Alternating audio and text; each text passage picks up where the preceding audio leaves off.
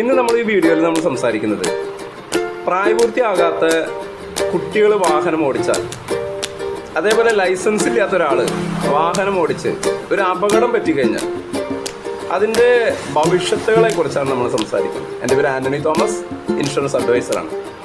ഞാൻ ഇതേപോലെയുള്ള യൂസ്ഫുൾ ആയിട്ടുള്ള ഒരുപാട് വീഡിയോസ് ഈ ചാനലിൽ ചെയ്തിട്ടുണ്ട്. നിങ്ങൾ ചാനൽ സബ്സ്ക്രൈബ് ചെയ്തില്ലെങ്കിൽ സബ്സ്ക്രൈബ് ചെയ്തുകൊണ്ട് സപ്പോർട്ട് ചെയ്യാം. അതുപോലെ അത് കഴിയുന്ന വീഡിയോ നിങ്ങൾക്ക് ഇഷ്ടപ്പെട്ടുവെങ്കിൽ നിങ്ങളുടെ ബന്ധുക്കൾക്ക് സുഹൃത്തുക്കൾക്ക് ഷെയർ ചെയ്യുക, ലൈക്ക് ചെയ്യുക. നമുക്ക് വീഡിയോയിലേക്ക് വരാം. ഇന്ന് ഒരുപാട് ഫാമിലീസിൽ കുട്ടികൾ വണ്ടി ഇതാ വരുന്നതെന്ന് പറഞ്ഞിട്ട് കുട്ടികളെ അപ്പോൾ ഇവർ നോക്കുന്ന സ്ഥലത്ത് ഇവർ പോകണ്ടല്ലോ, അവർ പോയിട്ട് വല്ല കടയിൽ പോയിട്ട് എന്തെങ്കിലും സാധനം വാങ്ങാനോ എന്നിട്ട് വണ്ടി എടുത്ത് പോകും.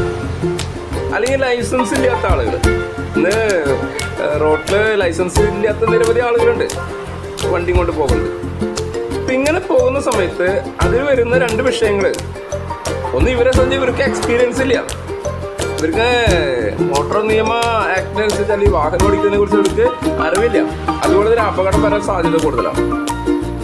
അപകടം വരുമ്പോൾ അവർക്ക് മാത്രമല്ല നഷ്ടം വരണേ, നമ്മുടെ വാഹനം അപകടത്തിൽ പെട്ടാൽ നമുക്ക് മാത്രമല്ല വരണേ, ഒരു തേർഡ് പാർട്ടിക്ക് കൂടി അപകടം സംഭവിക്കുകയാണ് നമ്മുടെ അറിവില്ലായ്മ കൊണ്ട്.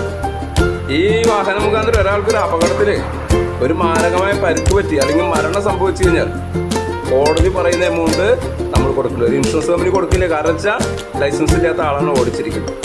അപ്പം അതുകൊണ്ട് തന്നെ ഇത്തരം സന്ദർഭങ്ങൾ ഒഴിവാക്കാൻ വേണ്ടി, ഇത്രയും വലിയ ഭീകര നഷ്ടങ്ങൾ ഒഴിവാക്കാൻ വേണ്ടി നിങ്ങളുടെ മക്കള്, പ്രായപൂർത്തിയാത്ത കുട്ടികളല്ലെ ലൈസൻസ് ഇല്ലാത്തവർ ബൈക്കോ അല്ലെങ്കിൽ കാറ് ചോദിക്കുന്ന സമയത്ത് നിങ്ങൾ നിർബന്ധമായിട്ട് കൊടുക്കരുത്. അതിൽ എന്ത് വന്നാലും നിങ്ങൾ കൊടുക്കരുത്. കാരണം ഒരു പക്ഷേ കേസ് വന്നാൽ ലക്ഷങ്ങൾ കോടികളാവും ചിലപ്പോൾ നിങ്ങൾ കൊടുക്കേണ്ടി വരിക. ചിലപ്പോൾ നിങ്ങളുടെ ഇതുവരെ ഉണ്ടായ സമ്പാദ്യം മുഴുവൻ തന്നെ കോടതിയിൽ കെട്ടിവെക്കേണ്ടി വരും. അപ്പോൾ അത്രയും ഗൗരവമുള്ളൊരു കേസാണ്.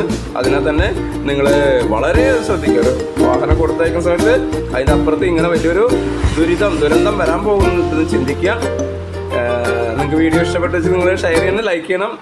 ഞാൻ നിലവിൽ LIC ഏജൻ്റാണ്, ഹെൽത്ത് ഇൻഷുറൻസ് ഏജൻ്റാണ്, മോട്ടോർ ഇൻഷുറൻസ് ഏജൻ്റാണ്.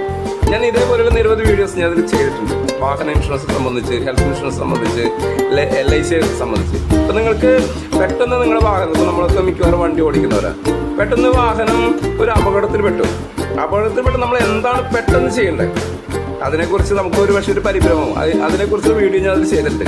ഇനി നമ്മുടെ വണ്ടി ഒരാളെ ഇടിച്ചു, അവരെ ഹോസ്പിറ്റലിൽ കൊണ്ടുപോകേണ്ട എന്താണ് അതിൻ്റെ നിയമ നടപടികൾ എന്താണ്, നമ്മളൊരു വീഡിയോ ചെയ്തിട്ടുണ്ട്. അപ്പോൾ അങ്ങനെ നിരവധി. അതുപോലെ ഒരു ഹോസ്പിറ്റലിൽ അഡ്മിറ്റ് ആയി കഴിഞ്ഞാൽ നമ്മളൊരു ഹെൽത്ത് ഇൻഷുറൻസ് ഒരാളാണെങ്കിൽ ക്യാഷ്ലെസ് ക്ലെയിം എങ്ങനെയാണ്, റീഇംബേഴ്സ്മെൻറ്റ് ക്ലെയിം എങ്ങനെയാണ്, ഇതിൻ്റെയൊക്കെ നടപടിക്രമങ്ങളൊക്കെ ഞാൻ വീഡിയോ ആയിട്ട് ചെയ്തിട്ടുണ്ട്. അപ്പോൾ നിങ്ങൾക്ക് ചാനൽ സബ്സ്ക്രൈബ് ചെയ്തതെല്ലാം കാണാം.